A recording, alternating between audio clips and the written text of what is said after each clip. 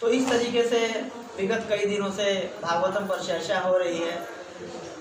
भागवतम हम सुन रहे हैं, अलग अलग उपाख्यान मैं ले रहा हूँ, अलग अलग उससे टीचिंग सब निकालने का, अलग अलग शिक्षाएं निकालने का प्रयास किया जा रहा है, प्रयास कर रहे हैं।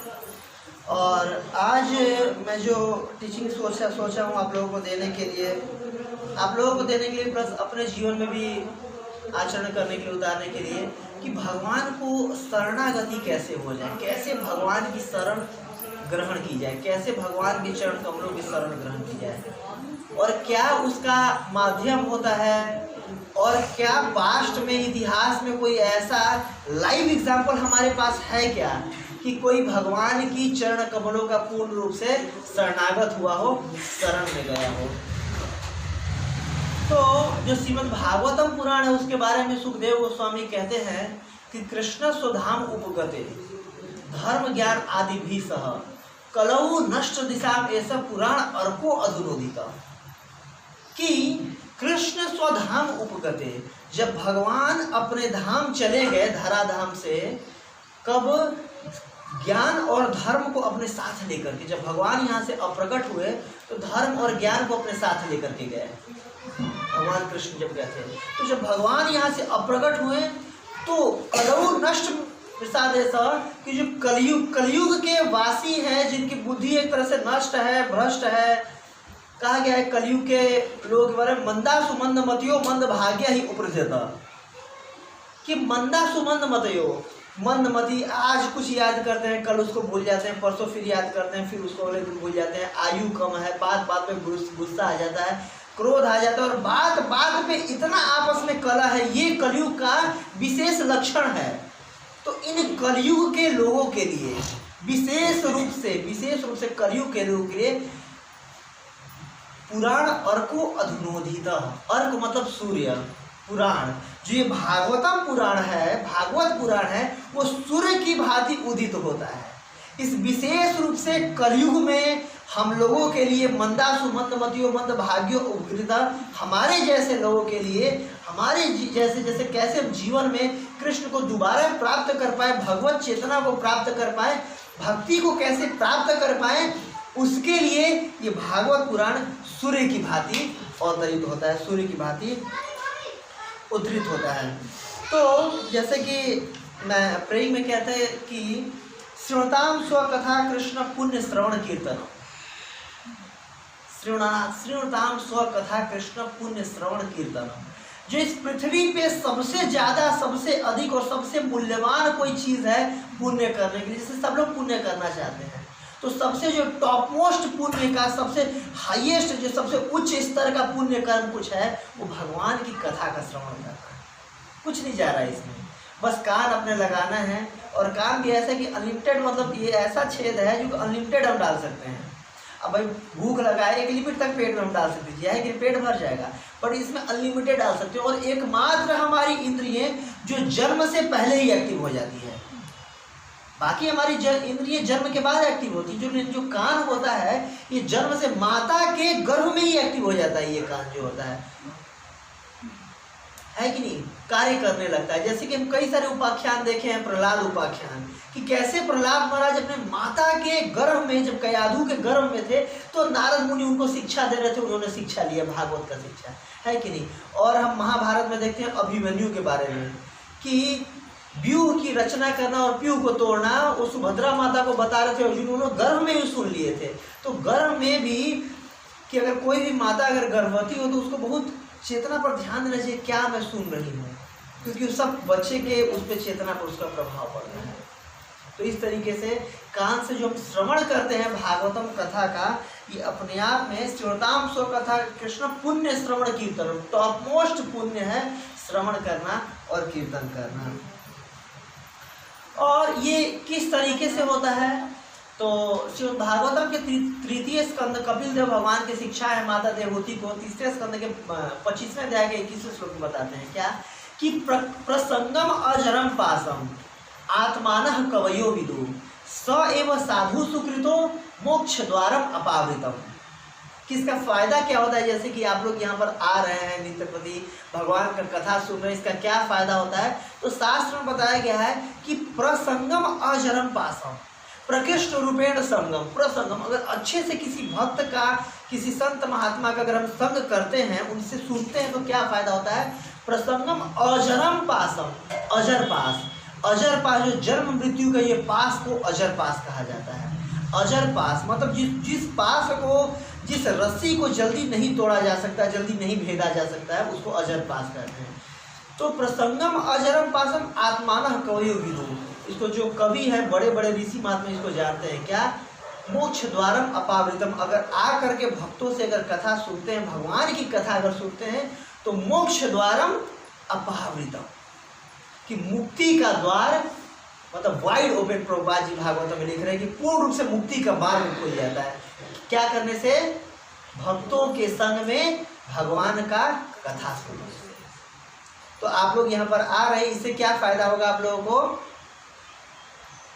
मुक्ति का मार्ग खुल जाएगा भगवान के कथा श्रवण करने से। और सबसे टॉप मोस्ट, सबसे हाईएस्ट, सबसे उच्च स्तर का पुण्य कर्म क्या है। भगवान का कथा का श्रवण करना, क्योंकि कथा के माध्यम से ही भगवान से हमारा रति जागृत होता है, हमारा प्रेम जागृत होता है। जब भी जैसे पहले ज़माने में, आज मैं उसी का उपाख्यान का मैं चर्चा करूँगा, किसी से प्रेम कैसे जागृत हो। जितना हम किसी के मतलब बड़ाई सुनते हैं तो उससे और प्रेम जागृत हो जाता है। जैसे पहले ज़माने में अगर हम देखते हैं ना कि कोई टेलीफोन वगैरह तो हुआ करता था, व्हाट्सअप मेल वगैरह तो नहीं हुआ करता था। तो किसी लड़की की अगर शादी होती थी तो उनके बताते थे कि लड़का ये ऐसा है, लड़का है ये कर रहा है, ऐसा कर रहा है। तो उसी को चिंतन कर करके, कोई ऐसा नहीं, को बहुत ज़्यादा बात करती थी, कोई वैसा तरीका नहीं था, ये जाके मिलना होता था। ये आज का वो है, पहले का नहीं था। श्रवण के माध्यम से उनसे प्रेम डेवलप हो जाता था। तो इसी का आज मैं बहुत अच्छा उपाख्यान आता है श्रीमद् भागवतम के 10वें स्कंद में विशेष आता है कि कैसे भगवान के बारे में सुन करके कोई भगवान से प्रेम उत्पन्न कर सकता है अपने हृदय में। तो उसी का मैं कथा कहूँगा। और इस ब्रह्मांड का, इस दुनिया का पहला जो प्रेम पत्र लिखा गया था उस पर आज मैं डिस्कस करूँगा कि वो कौन सा प्रेम पत्र था। ये आज की बात नहीं है, जैसे आज जीमेल से ईमेल कर देते हैं या व्हाट्सअप कर देते हैं, मैसेज कर देते हैं, पहले ज़माने से चलता आ रहा है। तो कौन सा इस ब्रह्मांड का, इस दुनिया का जो फर्स्ट लव लेटर है उस पर आज मैं चर्चा करूँगा, प्रेम पत्र है उस पर चर्चा करूँगा। तो बात उस समय की है कि जब भगवान मथुरा में रहते थे, और भगवान मथुरा में रहते थे, तो वहाँ पर जरासंध नाम के एक राजा थे। वो बार बार मथुरा पर चढ़ाई करते थे, आक्रमण करते थे, और आक्रमण करते थे। भगवान उनको बार बार हरा करके भेज देते थे। फिर जाते थे वो, और फिर से बहुत सारा सेना इकट्ठा करके आते थे फिर से लड़ने के लिए दोबारा। ऐसे करके 17 बार वो आए, आक्रमण किए मथुरा प्रदेश पे, और भगवान उनको 17 बार हरा करके भेज दिए। जो जरासंध था, तो भगवान का आने का प्रयोजन क्या होता है। यहाँ पर भगवान कहते हैं ना कि परित्रणाय साधूनाम विनाशाय च दुष्कृताम धर्म संस्थापनार्थाय संभवामि युगे युगे। मैं हर युग में, हर मिलेनियम में आता हूँ धर्म की स्थापना करने के लिए, पापियों का नाश करने के लिए और भक्तों की रक्षा करने के लिए। तो भक्तों की रक्षा कैसे होगा, जो अभक्त है उनका नाश करके। तो भगवान इसीलिए वहाँ पर मथुरा में बैठे रहते थे। जो जरासंध थे जाते थे और लाखों करोड़ों सैनिकों को इकट्ठा करके लाते थे, और इकट्ठा करके युद्ध में आते थे, और भगवान एक बार में उनको मार देते थे। और लेकिन जरासंध को नहीं मारते थे, क्योंकि भगवान को ऐसे होता जा जाके खोज के एक एक को चुन चुन के मारना पड़ता, मेहनत लगता है। और जो जरासंध थे उतने बड़े टेररिस्ट थे, वो खुद ही अपना गैंग बना के लाते थे। तो बार बार वो कभी 20 अक्षौणी सेना, 19 अक्षौणी सेना, 23 अक्षौणी सेना बना करके इकट्ठा करके लाते थे। तो ऐसे ही वो 18वीं बार बहुत बड़ी सेना इकट्ठा करके लाए भगवान से लड़ने के लिए। इसके बाद फिर भगवान क्या करते हैं कि इस बार लड़ाई नहीं करते हैं, क्योंकि उनको लगा कि जितने भी असुर प्रजाति के थे ना, वो सबको मैं मार चुका हूँ। अब ये भले भाले लोगों को उठा करके लाए अपना सेना बना करके, अब इनको मारना मेरा लक्ष्य नहीं है। मैं असुरों को मारने के लिए आया हूँ, अच्छे व्यक्तियों को मारने के लिए थोड़ी ना मैं यहाँ पर आया हूँ। तो सोचे कि इस बार मैं युद्ध नहीं करूँगा। और इस बार क्या कि वो युद्ध छोड़ करके भागने का लीला किए। उस युद्ध छोड़ करके भागने का लीला के कारण भगवान का बहुत प्रसिद्ध नाम हुआ क्या, रणछोड़। जैसे गुजरात में जाएंगे ना तो वहाँ पर लोग ऐसे मंदिरों में वो करते हैं कि मंदिर में कौन छे, राजा रणछोड़ छे। तो ये भगवान का एक वैराग्य, जैसे षड ऐश्वर्य, कल अंतर्गत पूजी ने चर्चा किया था कि ऐश्वर्यस्य समग्रस्य वीरस्य यशस्रिय ज्ञानम वैराग्यम च षडयति इति गणा, कि भगवान के जो 6 ऐश्वर्य होते हैं इसमें से जो वैराग्य नामक ऐश्वर्य है उसका यहाँ पर चर्चा होता है कि कैसे युद्ध छोड़ के भाग गए भगवान, और युद्ध छोड़ के भागने के बाद भी भगवान का और यश बढ़ा। नॉर्मली कोई अगर क्षत्रिय युद्ध छोड़ के अगर भाग जाता है तो उसे कायर कहा जाता है, लेकिन कृष्ण की ये लीला, ये भगवान है कि अगर युद्ध छोड़ के भी आ गए तो भी लोग उनको रणछोड़ जी के रूप में पूजा करते हैं। भगवान जो भी कार्य करते हैं, जैसे बचपन में माखन चुराया करते थे तो भगवान को माखन चोर के रूप में पूजा जाता है। चोरा का गण्यम सहितम नमामि अनेक जन्म कृत पाप चोरम, चौराष्टकम है, चौराष्टकम एक है भगवान का बहुत बड़ा 8 प्यार द्वारा भगवान का एक गुणगान किया गया चौराष्टकम द्वारा।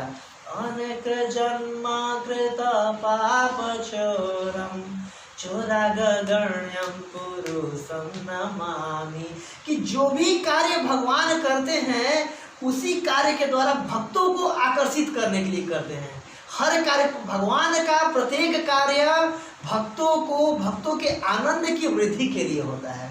तो वैसे ही भक्तों के आनंद के वृद्धि के लिए भी ये भी कार्य किए थे। तो भगवान का एक और हायर पर्पस था, क्यों युद्ध छोड़ के चले गए, तो भगवान फिर दुर्ग की स्थापना कराते हैं द्वारका में, और रातों रात सारे के सारे मथुरा वासियों को द्वारका में शिफ्ट करा देते हैं। मतलब सब लोग रात में सोए कहाँ थे, मथुरा में, और सुबह सबकी आँख कहाँ खुली, द्वारका में। सबके लिए महल जैसे जैसे मतलब एज इट इज सबका महल था, पूरे परिवार के साथ सबको द्वारका शिफ्ट कर देते हैं। इसके बाद फिर द्वारका में जाने का फिर सुखदेव गोस्वामी चर्चा करते हैं। तो सबसे पहले बलराम की विवाह का चर्चा की है। फिर विवाह बलराम जी जो बड़े भाई थे, बिना बड़े भाई का शादी कराए छोटे भाई का कैसे कराएंगे। तो इसके बाद फिर उनके शादी का चर्चा करते हैं कि रेवत की पुत्री रेवती से बलराम जी का विवाह होता है। क्योंकि सुखदेव गोस्वामी को भगवान के विवाह का चर्चा करना था, इस वजह से सब कुछ पीछे की लीलाओं को समेट करके बहुत तेजी से उस पर आए। इसके बाद होता क्या है कि इधर एक भीष्मक करके बहुत बड़े राजा होते हैं विदर्भ प्रदेश के। तो बहुत महात्मा संत राजा होते हैं, राज ऋषि होते हैं। पहले के राजा राज ऋषि होते थे कि मतलब ऋषियों के गुण भी उनके अंदर, राजाओं के अंदर होते थे, साधुओं के गुण भी होते थे राजाओं के अंदर। तो बहुत बड़े राजा थे, महात्मा थे, साधु थे। तो नारद मुनि और भी बहुत बड़े बड़े ऋषि महात्मा लोग उनके राज्य में अक्सर आया करते थे। तो सब जो ऋषि महात्मा लोग आते थे वो क्या करते थे कि भगवान के पूर्ण पुरुषोत्तम भगवान श्री कृष्ण के लीलाओं का उनसे चर्चा किया करते थे, कथा सुनाया करते थे। तो उस राजा की एक पुत्री थी जिनका नाम था रुक्मिणी। उस भीष्मक राजा की पुत्री थी, 5 पुत्र थे और एक पुत्री थी, इनका नाम था रुक्मिणी। तो रुक्मिणी भी उन्हीं, छोटी बच्ची थी, वो भी उन्हीं कथाओं को सुना करती थी। तो एक एक से उनकी भगवान के नाम रूप गुण लीलाओं का बहुत अच्छे तरीके से चर्चा होता था कि वो इतने अच्छे श्याम सुंदर हैं। मतलब श्याम सुंदर ये बहुत अपोजिट चीज़ है, श्याम और सुंदर। कोई चीज़ अगर श्याम हो, काले वर्ण का हो, तो सुंदर कैसे हो सकता है। नॉर्मली हमारा ऐसा है कि कोई व्यक्ति बहुत काला हो तो काला व्यक्ति बहुत सुंदर नहीं होता। नॉर्मली हम समझते जो गोरा है वो सुंदर है, लेकिन भगवान में ये चीज़ वो करती है, श्याम सुंदर, काले भी और सबसे सुंदर भी है, सर्व आकर्षक भी है। पंथास कोटि कमनीय विशेष शोभम, कि करोड़ों कामदेवों को जो अपने मुख से, अपने सौंदर्य से जो आकर्षित कर लेते हैं, वैसे सुंदर है भगवान। तो भगवान के ऐसे मुखों का, भगवान के यशों का, भगवान के वीरता का, भगवान के उसका रेगुलर सुना करती थी जो रुक्मिणी थी, कथाएं सुना करती थी। और इन कथाओं को सुन करके, इन कथाओं को सुनने मात्र से वो भगवान के प्रति अपने हृदय में प्रेम उत्पन्न कर ली, भगवान के प्रति प्रेम डेवलप कर दी। वैसे अगर हम भगवान के कथाओं को ध्यान पूर्वक सुनेंगे तो जैसे रुक्मिणी देवी के अंदर भगवान के प्रति प्रेम उत्पन्न हुआ, वैसे हमारे हृदय में भगवान के प्रति प्रेम उत्पन्न हो सकता है कि नहीं। अब ऐसे उनकी यश गान को सुनती थी कि बहुत बड़े राजा हैं और गोवर्धन को उठा लिया था उन्होंने बचपन में ही, 7 दिन 7 रात तक रखा हुआ था, और इतने बड़े डांसर हैं, क्या उसकी क्या कहना है कि कालिया के मतलब फन पे उन्होंने नृत्य किया, नटराज कहे जाते हैं भगवान। तो इस तरीके से अनेक उनके लीलाओं का वो वर्णन किया करते थे ऋषि महात्मा लोग, और रुक्मणी देवी सुना करती थी कि कैसे गोपियों के पास वो जाते थे, गोपियों घर से माखन चुराते थे, और कितनी सारी गोपियां उन पे बिल्कुल क्या कह सकते थे, फिदा थी, मतलब सबके प्राण प्रिय वही थे। तो इतने सारे जब लोग उनको पसंद करें तो जरूर कुछ ना कुछ होगा उस लड़के में, ये सोच करके रुक्मणी देवी के भी हृदय में उनके प्रति प्रेम उत्पन्न हो जाता है। तो इसलिए कथा का श्रवण हमें बहुत अच्छे तरीके से करना चाहिए, इसलिए समझ में आता है, सीख में आता है। इसके बाद फिर उनका कुछ दिनों बाद शादी तय होता है। किससे शादी तय होता है? भगवान से, है कि नहीं? नहीं, भगवान से नहीं होता है। जो उनका सबसे बड़ा भाई होता है उनका नाम होता है रुक्मी, और रुक्मी ने उनकी शादी, रुक्मिणी की शादी किससे तय कर दी? एक भगवान के जो सबसे मतलब टॉप लेवल के जो दुश्मन थे शिशुपाल, उनसे शादी कर दी। और शिशुपाल की क्या खास बात थी कि जैसे छोटा बच्चा अगर होता है ना, छोटा बच्चा पहले क्या बोलना सीखता है? मामा, पापा, चाचा बोलना सीखता है ना छोटा बच्चा जो होता है। तो वैसे जो शिशुपाल थे इतने महान थे कि जो बचपन में बोलना शुरू किए तो भगवान को गाली देना शुरू किए कि भगवान को देखते उनका पारा आई होता था, ये वो खूब गाली देते थे भगवान को। तो वो जानता था कि इसकी उनकी दुश्मनी है, और कृष्ण से द्वेषवश वो अपनी बहन की शादी उनसे तय करता है। और भीष्मक जो थे लेकिन अपनी बेटी की शादी करना चाहते थे किससे? भगवान श्री कृष्ण से, लेकिन क्योंकि वो बड़ा बेटा था उसके विरोध नहीं कर सकते थे, इसलिए ठीक है भाई तय हो गया। तो अब कल ही मतलब अब बिल्कुल दिन धीरे धीरे पास आते गया। रुक्मणी सोच रही थी मैं क्या करूं, अब मेरा अगर उनसे विवाह करना चाहती हूं मैं भी, लेकिन मेरा विवाह तो इससे हो गया। तो क्या करती है रुक्मणी देवी, जस्ट 2 दिन पहले विवाह के एक लेटर लिख करके, एक प्रेम पत्र लिख करके भगवान को भेजती हैं, विदर्भ राज्य से द्वारका को भेजती हैं। और वो एक विश्वास पात्र व्यक्ति को देना चाहती थी, किसी ऐसे व्यक्ति को नहीं दे सकते, तो एक ब्राह्मण को चूज करती हैं कि ब्राह्मण अपने उस पर वो होते हैं, तत्पल होता है, या फिर ब्राह्मण एक धर्मनिष्ठ होते हैं, दृढ़ प्रतिज्ञ होते हैं, तो ब्राह्मण को चूज करती हैं, ब्राह्मण को चुनती हैं। तो ब्राह्मण के हाथों द्वारा वो वहाँ पर पत्र भेजती हैं। तो ब्राह्मण वहाँ पर पहुँचते हैं तो भगवान उनका बहुत आदर सत्कार करते हैं। इस तरीके से भगवान बहुत अच्छे से, भागवतम में बहुत अच्छे से इसका वर्णन है कि श्रीमद् भागवतम के 10वें स्कंद के 52वें चैप्टर में इसका वर्णन है कि किस तरीके से ब्राह्मण का हमें रिस्पेक्ट करना चाहिए, आदर करना चाहिए, इज्जत करना चाहिए। कि कोई भी अगर साधु संत हमारे घर में आए तो बहुत अच्छा से उनका आदर सत्कार करना चाहिए। तो बहुत अच्छे तरीके से भगवान उनका आदर सत्कार करते हैं और उनको खिलाते पिलाते हैं, अपने शेष सैया पर बैठाते हैं, उनके चरण दबाते हैं।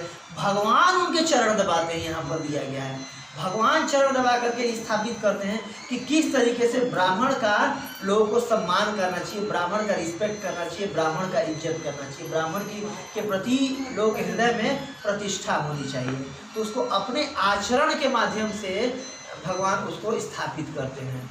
भगवान कहते हैं ना कि मम वर्तमान वर्तते ममख्या पास सर्वसा, कि जो मैं करता हूँ लोग सारे लोग उसका आचरण करते हैं। मतलब यदि यद आचरति श्रेष्ठ तत्तद एव तरो जना, कि स्वयं प्रमाणम करुते लोकस्तत् अनुवर्तते, कि जो समाज के उच्च वर्ग के लोग करते हैं निम्न वर्ग के लोग उनको फॉलो करते हैं, है कि नहीं। कुछ दिन पहले आप लोग देखे होंगे, बहुत साल पहले जब हम लोग स्टूडेंट थे तो एक मूवी आई थी तेरे नाम, तो सारे बच्चे ऐसे ऐसे करके बाल करके चलने लगते थे।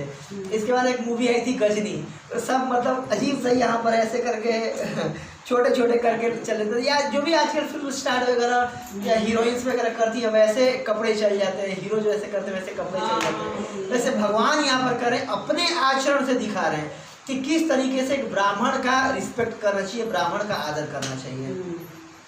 फिर उनसे पूछते हैं कि हे ब्राह्मण देव, आप निश्चित रूप से कुछ कार्य से आए होंगे यहाँ पर, अगर आपको लगता है कि अब बताना चाहिए तो बताओ आप किस कार्य को लेकर के आए हो, किस कार्य को पूरा करने के लिए यहाँ पर आए हो। तो ब्राह्मण जो थे वो जो पत्र लिखी रहती हैं माता रुक्मणी, तो भगवान के हाथों में देते हैं कि ये मैं पत्र लेकर के आया हूँ आपके लिए।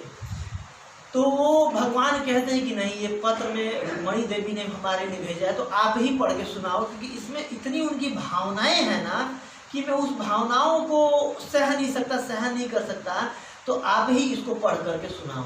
क्योंकि भगवान कहते हैं ना, ये यथा माम प्रपदन्ते तांस तथैव भजामि हम, कि जो जिस रूप में, जिस भाव से, जिस आदर पूर्वक और जिस चेतना में जो मुझसे प्रेम करता है, मैं भी उससे उसी चेतना में प्रेम करता हूँ, मैं भी उसका उसी चेतना में मतलब रेसिप्रोकेट करता हूँ, उसके साथ में व्यवहार करता हूँ। तो ये यथा माम प्रपदन्ते ताम तथैव भजामि हम, कि जो जिस प्रकार मेरा भजन करता है, मैं भी उसी प्रकार उसका भजन करता हूँ। तो रुक्मिणी देवी में अब जैसे कि भगवान को पहले से पता था, यही अंतर भगवान और किसी और में होता है। किसी और से अगर हम प्रेम कर रहे हैं तो उसको अगर नहीं मालूम है तो उसके हृदय में कुछ भी हमारे प्रति नहीं है, लेकिन अगर हम भगवान को थोड़ा भी प्रेम करते हैं ना, तो भगवान को पता है कि इस जीवात्मा के हृदय में कितना प्रेम है हमारे प्रति, और भगवान उसी रूप में उसको रेसिप्रोकेट करते हैं, भगवान उसी रूप में उसका वो करते हैं।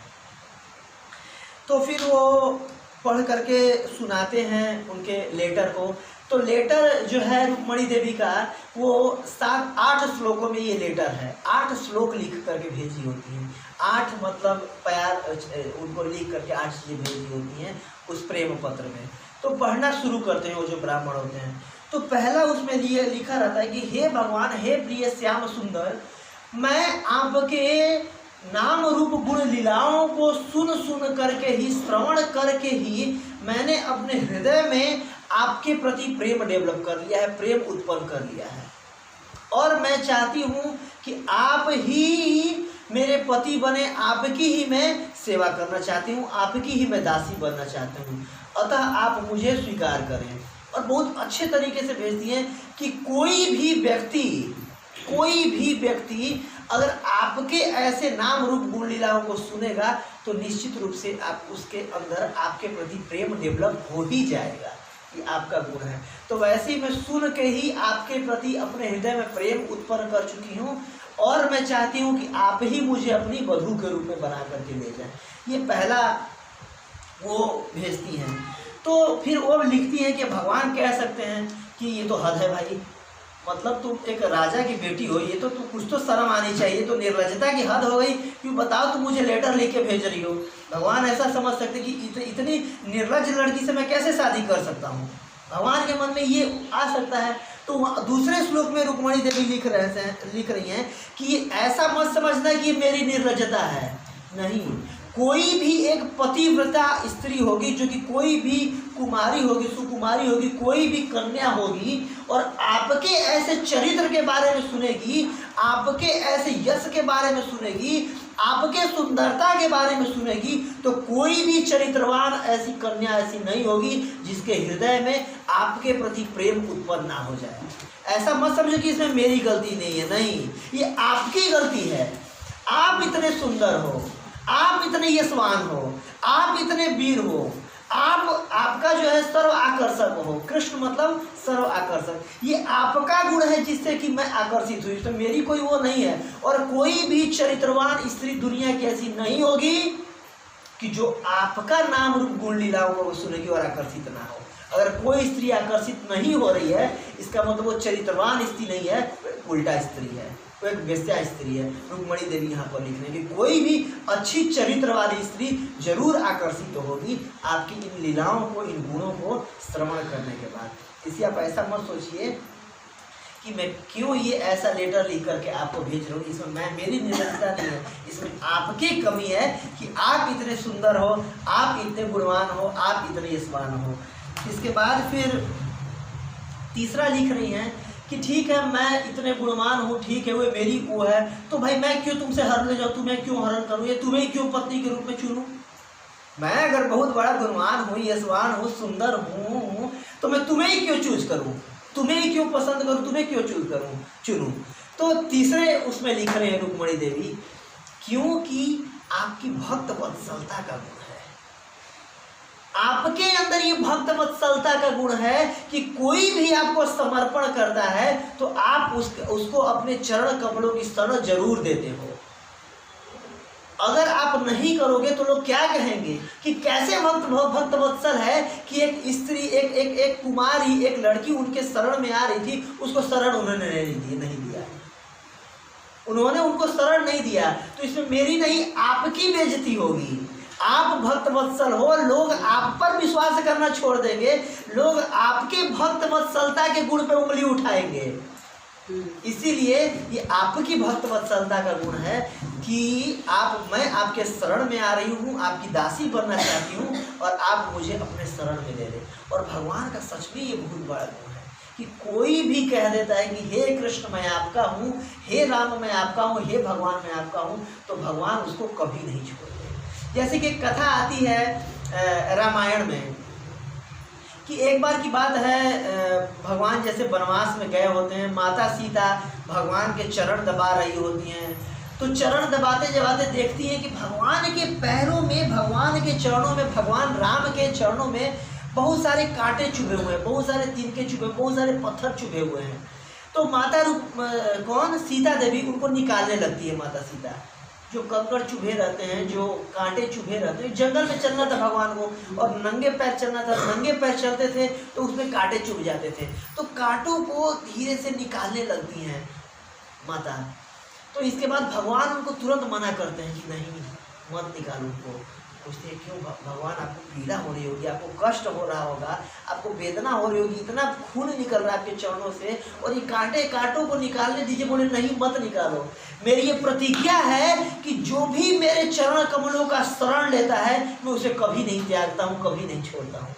और ये भले कांटे ही क्यों ना, इन्होंने मेरी चरणों की शरण ली हुई है और मेरी प्रतिज्ञा है ये कि जो भी मेरे चरण कमलों की शरण लेता है उसे मैं कभी नहीं त्यागता हूँ, चाहे कोई भी हो।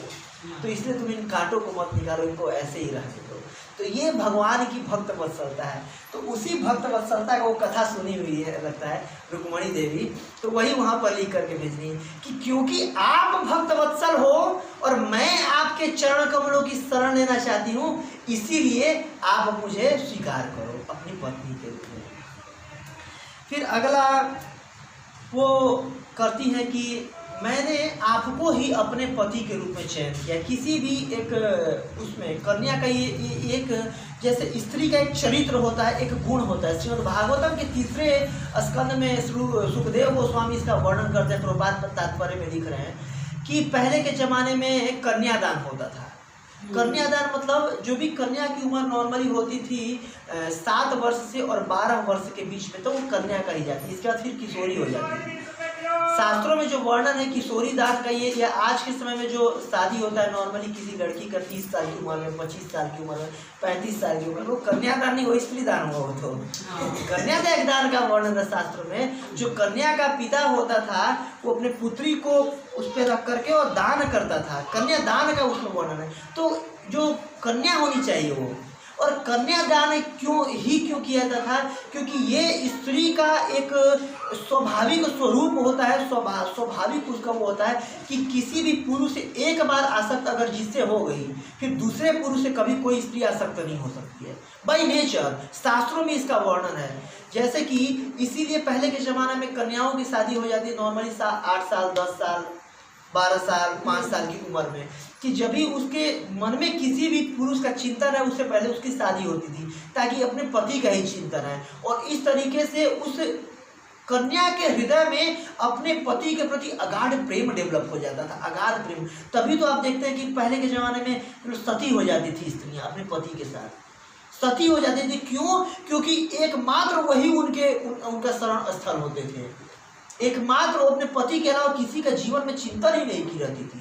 जो पति चले जाते थे फिर लगता था जब यही नहीं रहे तो मेरा क्या होगा। तो उस प्रेम के कारण ऐसा नहीं, बाद में इसको सती प्रथा बन गया कि जबरदस्ती लोग स्त्रियों को जलाया जाता था। ऐसा नहीं था, प्रेमवश स्त्रियां स्वतः सती होती थी, क्योंकि उनकी कम उम्र में विवाह होता था। किसी भी पराये पुरुष का कभी चिंतन ही नहीं करती थी स्त्रियाँ। तो ये इसको कन्यादान कहते थे। तो वही बोली कि क्योंकि मैं एक कन्या हूँ और मैं आपको अपने हृदय दे चुकी हूँ, मैं आपके चरण कमलों की शरण लेना चाहती हूँ, मैं किसी और पुरुष की भी शरण नहीं ले सकती, इसलिए आप मुझे अपने दासी के रूप में स्वीकार करें। चौथा तर्क ये देती हैं। फिर पांचवा तर्क ये देती हैं कि देखिए, मैं आपकी अपने मन से अपने आप को मैं आपकी मान चुकी हूँ, मतलब मैं आपकी हो चुकी हूँ। और अगर एक तर्क देती है, एक एनालॉजी देती है कि अगर एक शेर का कोई अगर मांस को छीन करके शेर के मुख से कोई अगर शिकार छीन कर कोई गीदड़ अगर लेके चला जाए तो उसमें किसकी बेइज्जती होगी? उस हिरण की बेइज्जती नहीं होगी, उस शेर की बेइज्जती होगी कि भाई कैसा शेर है किसके मुंह से हिरण को गीदड़ छीन के ले गया, सियार छीन के ले गया, धिक्कार है, इसकी बेइज्जती की बात है, कैसा शेर है। तो वैसे ही मैं आपकी पत्नी हो चुकी हूँ और अगर मेरा विवाह किसी और से होता है, शिशुपाल से अगर होता है, तो इसमें मेरा कोई बेइज्जती नहीं होगा, आपका बेइज्जती होगा। लोग कहेंगे कि एक शेर के ग्रास को एक सियार छीन करके ले गया और शेर कुछ नहीं कर पाया, तो लोग आप पर विश्वास करना छोड़ देंगे, लोग आपकी शक्ति पर वो सोचेंगे कि वो कैसा ये कृष्ण, इसकी शरण में नहीं जाना चाहिए, इससे मेरा वो कोई बेइज्जती नहीं होगा, इससे बेइज्जती आपकी होगी। यहाँ पर ब्लैकमेल कर रही हैं। स्त्रियों का बहुत बड़ा गुण होता है कि अपने पतियों को ब्लैकमेल करती हैं। वो किसी चीज़ को अगर बात को अपनी मनवाना हो ना तो कोई तर्क दे करके ब्लैकमेल करती है अपनी बात मनवाने के लिए। वैसे ही रुक्मणी देवी यहाँ पर लिख रही है कि ऐसा नहीं है कि इसमें हमारी कोई, देखो हमारा तो पहले से ही कोई इज्जत नहीं है। एक नॉर्मली मैं तो क्या हूँ, एक नॉर्मली जीव तत्व हूँ, एक जीवात्मा हूँ। लेकिन इसमें रुक्मणी देवी ऐसा नहीं कि कोई अंधा होकर के रुक्मणी जी लिख रही है। रुक्मणी देवी यहाँ पर तर्क करती है कि आप लक्ष्मी के पति हैं, आप पूर्ण पुरुषोत्तम भगवान हैं और आप नर के रूप में यहाँ अवतार लिए हुए हैं। उनको पूर्ण रूप से मालूम था, ऐसा नहीं कि एक किसी भी लड़के से वो आसक्त हो रही हैं, ऐसा नहीं है। उनको पता था कि एकमात्र शरण लेने लायक, एकमात्र जिनकी चरणों की शरण लेनी चाहिए वो पूर्ण रूप पुरुषोत्तम भगवान है और मैं इनका शरण लेना चाहती हूँ, मैं इनकी दासी बनना चाहती हूँ। उनको अच्छे से पता था, तो लिख रही है कि हे कमल नयन, आप लक्ष्मी के पति हैं और लक्ष्मी के पति यहाँ भगवान हैं, और भगवान का अगर भाग कोई और मतलब जीवात्मा ले जाए तो क्या इसमें हमारी कोई बेइज्जती नहीं होगी, भगवान की बेइज्जती होगी। तो भगवान पे भरोसा करना छोड़ देंगे।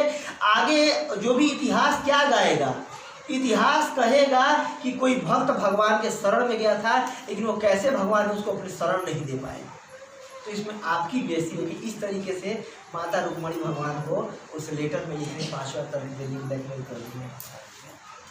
और इसके बाद वो लिखती हैं कि भगवान अपने मन में सोच सकते हैं कि देखो, अगर मैं आपको उठा करके लेके आऊँगा, अगर मैं आपका हरण करूँगा तो ऐसा हो सकता है कि वहाँ पर मुझे युद्ध करना पड़े तो कई सालों को मुझे खून करना पड़े, वहाँ पर बहुत खून की नदियाँ भी बह सकती हैं।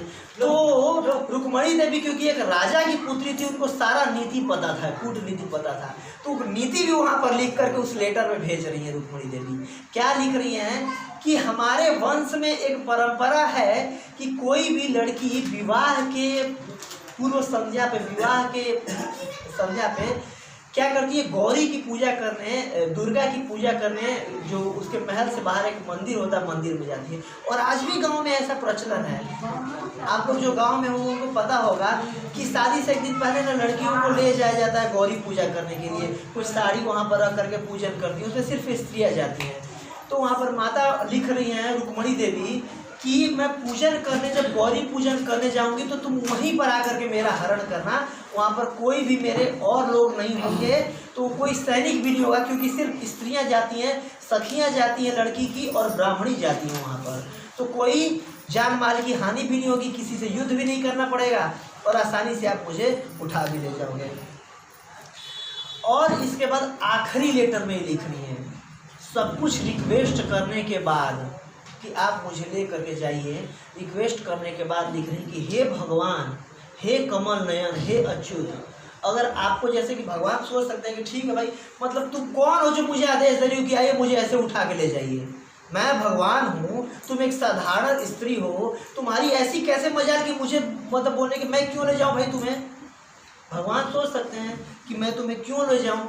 तो वहाँ पर रुक्मणी देवी अपना आखिरी तर्क दे रही है, ये दैन्यमयी प्रार्थना।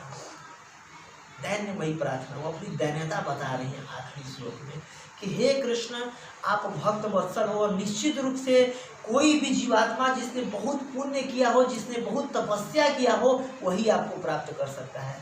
आपको साधारण नहीं है प्राप्त करना, स्वयं शिव जी को इतना तपस्या करना पड़ता है जब आपको प्राप्त करने के लिए।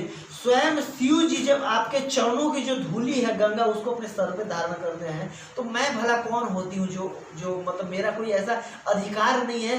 बस मैं आपसे विनती कर रही हूँ कि हे कमल नयन, अगर मैंने जन्म जन्मांतर से भले कोई भी अगर पुण्य कर्म की होंगी, मैं अगर मैं कुएं खुदवाई होंगी, अगर मैं आपकी आराधना की होंगी, अगर मैं बहुत जप की होंगी, तप की होंगी, अगर मैं व्रत की होंगी, अगर मैं ब्राह्मणों की सेवा की होंगी, अगर जो भी आज तक जन्म जन्मांतरों में मैंने जो भी पुण्य कर्म की होगी, तो इन सारे पुण्य कर्मों के फलस्वरूप हे कमल नयन, आप मुझे स्वीकार कीजिए और मुझे जन्म जन्मांतर में मैं आपकी ही दासी बन करके जीना चाहती हूँ।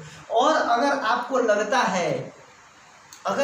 लगता है कि नहीं, मैं आपके लायक नहीं हूँ, मैं आपकी दासी बनने के लायक नहीं हूँ, तो हे कमल नयन, आप ये मेरी प्रतिज्ञा को सुन लीजिए। आखिरी उसमें प्रतिज्ञा करती हैं, क्योंकि मैं अपने आप को आपकी दासी बनाना चाहती हूँ, मैं आपके चरण कमलों की सेवा करना चाहती हूँ, मैं आपके चरण कमलों की शरण लेना चाहती हूँ। और ये आप सुन लीजिए कि मैं ये अपना शरीर किसी और को स्पर्श नहीं कर देती, कोई और स्पर्श करे इससे पहले मैं अपना जान दे दूंगी। और तब तक मैं अपना जान बार बार जन्म लेकर के बार बार मैं यही प्रयास करती रहूंगी कि मैं आपकी दासी के रूप में आप मुझे स्वीकार करें। और जितने भी भले इसमें मेरे को जन्म लग जाए, सैकड़ों हजारों जन्मों तक अगर मुझे प्रतीक्षा करनी पड़ी, बार बार जन्म लेकर के तपस्या करके अगर मुझे शरीर छोड़ना पड़े, तो मैं इसके लिए तैयार हूँ। लेकिन मैं आपके ही चरण कमलों की दासी बनना चाहती हूँ।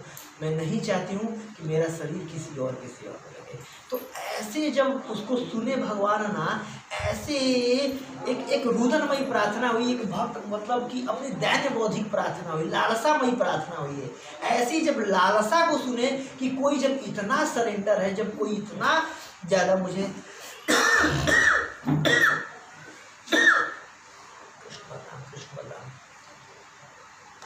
कि जब कोई इतना ज़्यादा मुझे सच में वो स्त्री वो कन्या चित्त दे चुके, इतना ज़्यादा मुझे मेरी शरण में आना चाहती है, तो ये सुन करके भगवान का हृदय बिल्कुल द्रवित हो गया।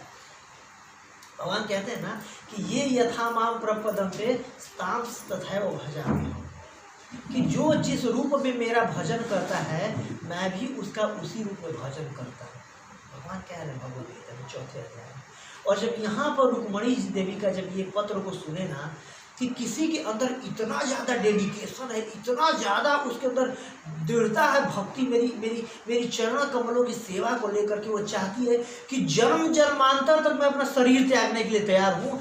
जब तक आप मुझे अपने दासी के रूप में स्वीकार नहीं करेंगे, तब तक मैं बार बार जन्म लूँगी, बार बार तपस्याएँ करूँगी, और मैं चाहती हूँ कि सिर्फ एकमात्र मैं आपके ही चरण कमलों की शरण हूँ। तो ये सुन करके भगवान बिल्कुल व्याकुल हो उठे और उन्होंने तुरंत ब्राह्मण का हाथ पकड़ लिया, अपने हाथों में लिया, और ब्राह्मण से बोले कि हे ब्राह्मण देव, मैं आपको क्या बताऊं। यहाँ पर भगवान बोल रहे हैं कि मैं आपको क्या बताऊं कि जब से मैं जाना हूं कि रुक्मणी मुझसे प्रेम करती, मैं भी रातों को सो नहीं पाता हूँ। ये भगवान से प्रेम है, ये एकमात्र भगवान ऐसा प्रेम कर सकते हैं हमसे। बाकी आप किसी के लिए भी प्रेम दे दो, किसी से कितना भी प्रेम कर दो, प्रत्येक व्यक्ति इस भौतिक जगत का प्रत्येक जीवात्मा अपने स्वार्थ के लिए दूसरे से प्रेम करता है, अपने स्वार्थ के लिए दूसरे से प्रेम करता है। आप जैसे कोई हमारी मान लीजिए कोई पत्नी है, उससे मैं बहुत प्रेम करता हूँ, अब मान लीजिए भगवान ना करे कुछ उसको रोग हो जाए, या सपोज एक प्रैक्टिकल में बताता हूँ, किसी के घर में किसी को आज के डेट में कोरोना हो जाए, कोरोना अगर हो जाए, कोई कितना भी प्रिय हो, आपकी पत्नी आपको हाथ नहीं लगाना चाहेगी, नहीं लगाना चाहेगी, उसको पता छू के मुझे भी हो जाएगा, मुझे भी मारना पड़ेगा, कोई कितना भी प्रिय हो। ये दिखाता है कि हमारा क्या किस लेवल का प्रेम होता है। प्रत्येक जीवात्मा एक दूसरे जीवात्मा को अपने स्वार्थ के लिए प्रेम करता है। एक पिता इसलिए करता है पुत्र को कि ये बड़ा होकर के मेरा बुढ़ापे का सहारा बनेगा, उसे ये स्वार्थ होता है।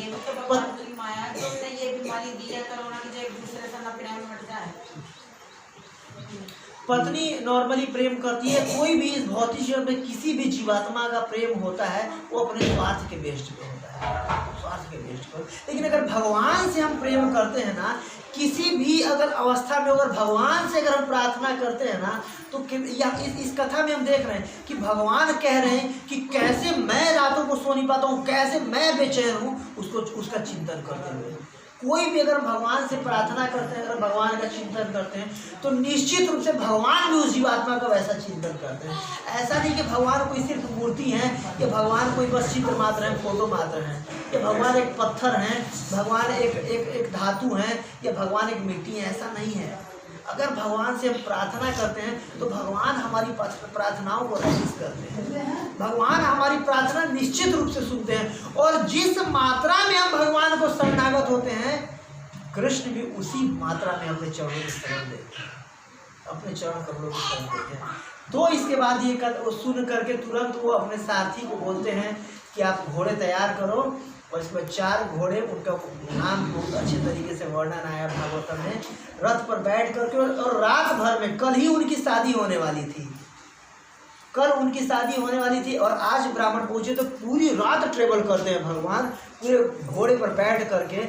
मतलब लगभग 1200-1300 किलोमीटर विदर्भ का है और गुजरात कहाँ है, और रात भर घोड़े पर चलते हैं भगवान, और सुबह के टाइम वहाँ पर पहुँच जाती है। और इधर रुक्मणी देवी का 2-4-5 मिनट और मैं कथा को कंटिन्यू करूँगा, एक हैप्पी एंडिंग होना चाहिए। तो रुक्मणी देवी सोच रही कि पता नहीं भगवान को मेरा पत्र मिला होगा कि नहीं मिला होगा। आज मेरा शादी का सारी तैयारी हो चुकी है, सारा राजा लोग आ चुके हैं, वर आ चुके हैं, पूरे दहेज का सारा सामान एकत्रित हो चुका है, ब्राह्मण आ चुके हैं, पंडाल बन चुका है, सब कुछ हो चुका है, सारा तैयारी। और रुक्मणी देवी क्या सोच रही हैं, पता नहीं मेरा पत्र भगवान को मिला हुआ कि नहीं, पता नहीं वो आएंगे कि नहीं मुझे लेने के लिए। तो ये सोच करके उनका मन बिल्कुल अधीर होता जा रहा है। जितना समय पास आता जा रहा है उतना उनका मन और अधीर होता जा रहा है, और मन ही मन वो बिल्कुल प्रार्थना में लगी हुई कि हे भगवान मुझे अपने दासी के रूप में स्वीकार करो। फिर वो कभी शिव जी से प्रार्थना कर रही हैं, क्योंकि एक कहावत थी कि जिसको भी अगर अच्छा पति चाहिए होता है तो शिव जी से प्रार्थना करे। तो इस तरीके से उनको लगता है कि वो एक कन्या थी, नॉर्मल किशोरी थी, उनका उम्र 12 साल था, और सोचती है अगर मैं शिव जी से प्रार्थना करूंगी तो अगर ये खुश हो जाएंगे तो मुझे ज़रूर दे देंगे। तो शिव जी से प्रार्थना करने लगी कि हे गौरी के पति, आप मुझे अपने चरण कमलों के शरण दीजिए, शरण में मुझे मतलब वो कीजिए, मैं भगवान को पति के रूप में चाहती हूँ, कृपया करके आप मेरे पे खुश हो जाइए, और उनको आप इंस्पायर कीजिए कि आए और मुझे अपने दासी के रूप में स्वीकार करें। तो उनको लगा कि नहीं यार, शिव जी बहुत रुष्ट हो गए, वो हो गए हैं, निष्ठुर है, वो मेरी प्रार्थना क्यों सुनने जाएं। फिर वो उमा देवी से, पार्वती से प्रार्थना करते हैं कि देखिए आप भी चाहती थी शिव जी से विवाह करना, आपने बहुत जो तपस्या किया था आपको प्राप्त हुए थे, आप कृपया करके मुझ पर खुश होइए, मेरे पे प्रसन्न होइए, और मैं चाहती हूँ भगवान से मतलब कृष्ण से विवाह करना, आप उनको प्लीज़ भेज दीजिए। और इस तरीके से और समय पास आते जा रहा है, समय पास आते, और उनको पता है कि पता नहीं ब्राह्मण गया होगा कि नहीं गया होगा, गया भी होगा तो भगवान आएंगे कि नहीं आएंगे, क्योंकि मैं साधारण एक जीव हूँ, और कहाँ वो पूर्ण पुरुषोत्तम भगवान है। तो और लेकिन वो ये सोच रखी थी कि आखिरी क्षण में जब मेरी विवाह होने जाएगा तो मैं अपना शरीर त्याग दूंगी शिशुपाल से विवाह होने से पहले, मैं उसको अपना शरीर नहीं दे सकती हूँ। अंदर अंदर में बिल्कुल और ज़्यादा व्याकुलता उनका बढ़ते जा रहा है। और कोई भी, जैसे बहुत अच्छा सुखदेव गोस्वामी कथा सुना रहे हैं ना, कि कोई भी स्त्री जब उसका हृदय बहुत ज़्यादा अब रो भी नहीं सकती हैं कि लोग कहेंगे बताओ ये रो क्यों रही है, या फिर मतलब एक और उनका वो साबित हो जाएगा ना, तो रो भी नहीं सकती हैं। तो आँख जो किसी भी स्त्री को अगर ऐसा होता है कि सुना के नहीं रो सकती है ना, तो अपने हृदय में रोती है, पता नहीं कैसे रोती है, भगवान जाने, भागवत में लिखा गया है, मैं उसको रिलीज तो नहीं कर सकता कोई, बट लिखा हुआ है कि अपने हृदय में वो रो रही थी, आंखें बंद करके हृदय में रो रही थी वो, कि भगवान, और बहुत प्रार्थनाएं कर रही थी, भगवान जरूर आओ और मुझे स्वीकार करो। और वो जा गई इसी तरीके से उदास मन से गई गौरी पूजा करने के लिए। तब तक भी कोई, अब शाम का टाइम हो गया, थोड़ी देर बाद बस उधर से आके मंडप में बैठना है, और इस तरीके से गौरी पूजन कर रही थी। और गौरी पूजन करते करते उनसे प्रार्थना कर रही थी, मन तो लग नहीं रहा था गौरी पूजन करने में, उनका हृदय तो भगवान के पास था। इसके बाद जब गौरी पूजन करने के बाद जब निकल रही थी वहाँ से, और रुक्मणी देवी बहुत सुंदर थी, साक्षात लक्ष्मी है, महालक्ष्मी है रुक्मिणी देवी, कोई साधारण जीव नहीं है। वो तो एक भक्त का ये गुण होता है कि अपनी दैन्यता भगवान के प्रति प्रदर्शित करता है कि बहुत दीनहीन हूँ, मैं बहुत ही गिरा हुआ हूँ, मैं बहुत पतित हूँ, ताकि भगवान उसे स्वीकार करे। ये एक भक्त का गुण होता है। जो जितना ही भक्ति में उन्नत होगा वो उतना ही अपने आप को दीनहीन मानेगा, और जो जितना ही लो लेवल का भक्त होगा वो उसको अपने आप को उतना ही बड़ा दिखाएगा कि हाँ मुझे बहुत आता है, मैं बहुत बड़ा भक्त हूँ, भगवान मेरे हृदय में रहते हैं, मैं भगवान के हृदय में रहता हूँ। ये भक्ति का निशानी है कि जो जितना ही निम्न स्तर का भक्त होगा उतना ही अपना दिखावा करेगा, और जो जितना उच्च स्तर का भक्त होगा उतना ही अपना कम दिखावा करेगा वो। तो इस तरीके से रुक्मिणी देवी जब वहाँ से निकल रही थी माता गौरी का पूजा करके मंदिर से, तो उनका बायां अंग, कहा जाता है शास्त्रों में वर्णन है कि किसी स्त्री का अगर बायां अंग फड़कता है तो मतलब कोई शुभ का निशानी होती है, और किसी पुरुष का अगर दायां अंग फड़कता है तो ये निशानी होती है कोई शुभ का। तो उनका बायां अंग फड़कने लगा, उनको लगा कि लगता है कि भगवान मेरे को प्रसन्न हो गए, भगवान कहीं आ तो नहीं गए होंगे। और वो आ रही थी अपनी सखी सहेलियों के साथ। तो इसके बाद उनका नज़र ऐसा एक बार देखती है, बहुत सारे राजा लोग वहाँ पर खड़े रहते हैं जो कि विवाह देखने के लिए आए होते हैं। तो एक बार वो ऐसे नज़र ऐसे करके देखती हैं, और देखती हैं क्या कि कृष्ण आए हुए हैं, और पहले उन्होंने कभी भी भगवान को नहीं देखा था, कृष्ण को नहीं देखा था। लोग देख करके देखने मात्र से उनको लगे कि हाँ यही जो है श्याम सुंदर हैं, यही पूर्ण पुरुषोत्तम भगवान है, यही कृष्ण है, उनको देख के लग गया। और वही देखते ही देखते भगवान ने क्या किया, उन्होंने पहले से सारा प्लानिंग दे ही रखा था। सारे राजाओं के सामने जैसे सुखदेव गोस्वामी ऐसे वर्णन कर रहे हैं जैसे कई सारे गीदड़ इकट्ठा हों और शेर अपना भाग उठा के ले जाता है, वैसे भगवान आते हैं और उनका हाथ पकड़ते हैं, अपने रथ में बैठाते हैं और सबके सामने उनको लेकर के चले जाते हैं। फिर ये सारे राजा युद्ध लड़ने के लिए तैयार होते हैं, और भगवान से कौन जीत सकता है। वहाँ पर वो रुक्मिणी देवी अपने चौथे उसमें लिखी भी होती है, क्योंकि आप पूर्ण पुरुषोत्तम भगवान हो और मुझे पूरा भरोसा है कि आपसे कोई जीत नहीं सकता है, इसलिए आप मुझे अपने दासी के रूप में स्वीकार कीजिए। तो भगवान उनको ले करके चले जाते हैं वहाँ से। वैसे तो कथा बहुत लंबी है, और इस तरीके से जो भगवान की जो पहली पत्नी थी रुक्मिणी, भगवान की 16,108 पत्नियाँ थीं। 8 प्रमुख पत्नी थी जिनको पटरानियाँ कहते हैं, और 16,108 जो कि भौमासुर जो चुरा करके सारी राजकन्याओं को रखा रहता है, उससे उसको हरा करके फिर वो राजकन्या लोग सब राजकुमारियाँ होती हैं, उनसे प्रार्थना करती हैं कि हे भगवान, क्योंकि पहले ज़माने में ऐसा ये नियम होता था ना कि किसी भी स्त्री को अगर घर से बाहर चली गई हो, किसी भी अगर पुरुष के साथ रही हो तो उसे कोई और विवाह नहीं करता था, क्योंकि ये राजा हमें उठा करके लाया है और काफ़ी दिनों से हम इसके अंडर में रहे हैं, हमें कैद करके रखा है, तो हमसे कोई और विवाह तो करेगा नहीं। अब कोई भी राजा हमें अपनी रानी के रूप में स्वीकार नहीं करेगा। तो हे भगवान, आप हमें दासी के रूप में स्वीकार कीजिए, आप ही हमें अपनी शरण दीजिए। तो भगवान 16,108 उन राजकुमारियों को लेकर के आते हैं और उनसे विवाह करते हैं। ये उसका कथा है। इस तरीके से भगवान का 16,108 पत्नियां होती हैं। और इस तरीके से ये जो पत्र है ना, ये इस पत्र में से हमें ये सीख मिलती है, एकमात्र ऐसा ये लव लेटर है जिसे कोई ब्रह्मचारी, कोई सन्यासी, कोई भी बड़े से बड़ा भक्त इसको सुन सकता है और इसे रिलीज करता है। उसे सुनने मात्र से इसका श्रवण फल, इसका श्रुति फल बताया जा रहा है कि सुनने मात्र से हमारे हृदय में भी भगवान के प्रति भक्ति, प्रेमा भक्ति जागृत होती है। भगवान के प्रति हम भी आसक्त हो जाते हैं, भगवान से प्रेम आकर्षित हो जाता है हमारे हृदय में। इस कथा को सुनने मात्र से इस कथा का ये श्रुति फल है।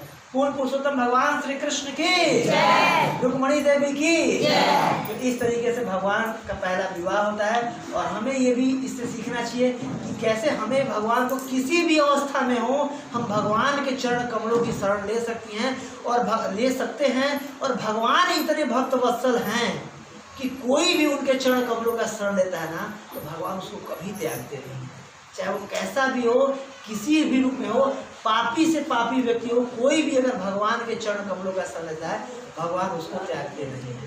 तो बहुत बहुत धन्यवाद आप लोगों का। जगत गुरु श्री प्रभुपाद की हरे कृष्णा। आज तो आपको लव लेटर सुना दिया, प्रेम पत्र सुना दिया। बंद कर दो। दरअसल क्या है, ये सारी कथा जो है ये भागवत में